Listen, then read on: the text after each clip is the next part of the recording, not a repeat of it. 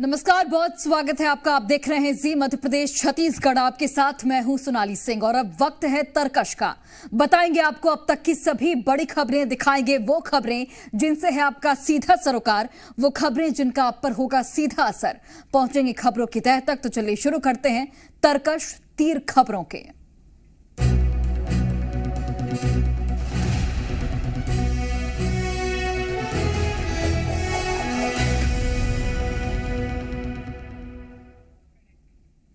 मध्य प्रदेश की विजयपुर और बुधनी विधानसभा सीट पर वोटिंग के बाद अब सबको नतीजे का इंतजार है, लेकिन मतदान के बाद से ही घमासान भी शुरू हो गया है।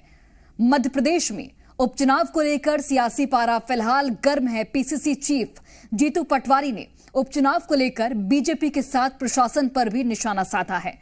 भोपाल में प्रेस कॉन्फ्रेंस करते हुए उनकी ओर से कहा गया कि विजयपुर और बुधनी में प्रशासन बीजेपी के इशारे पर काम करता नजर आया, लेकिन कांग्रेस के कार्यकर्ताओं ने मेहनत की है और इसीलिए 100% कांग्रेस की ही जीत होगी। जीतू पटवारी ने एक तरह से दोनों सीटों पर कांग्रेस की जीत का दावा कर दिया है, लेकिन हैरानी की बात यहां पर यह है कि उन्होंने कई सीटों पर रिपोलिंग की मांग भी की, साथ ही निर्वाचन आयोग पर भी सवाल खड़े किए हैं। इस बार चुनाव के परिणाम प्रदेश को आश्चर्यचकित करेंगे और विजयपुर 100% कांग्रेस पार्टी जीतेगी।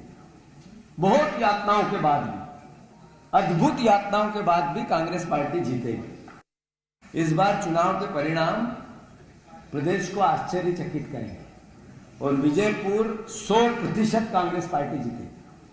बहुत यातनाओं के बाद भी, अद्भुत यातनाओं के बाद भी कांग्रेस पार्टी जीतेगी। इस बार चुनाव के परिणाम।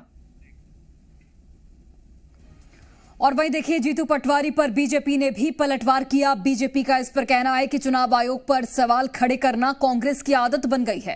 कांग्रेस को पता है कि उनकी हार तय है और इसीलिए अब हार से बचने के बहाने तलाश रहे हैं।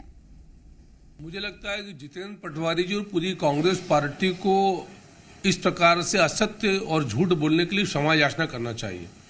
कांग्रेस पार्टी ने दोनों उपचुनाव में, जब उनको पता था कि उनके कृत्यों के चलते, उनकी कुनीतियों के चलते उनकी पराजय सुनिश्चित है, पर उसके बाद भी हार से बचने के बहाने तलाश रहे। मुझे लगता है कल जिले के कलेक्टर ने बहुत स्पष्ट तौर पर कहा, कांग्रेस तो कल दिन भर कह रही थी कि गोली चलन हो रहा है विजयपुर में, पर जिला कलेक्टर जो निर्वाचन अधिकारी उन्होंने कहा कि ऐसा कुछ नहीं है और कल शांतिपूर्ण 76% मतदान है। क्या जिस प्रकार की व्याख्या कांग्रेस पार्टी कर रही, वैसी इस परिस्थिति में 76% मतदान होगा?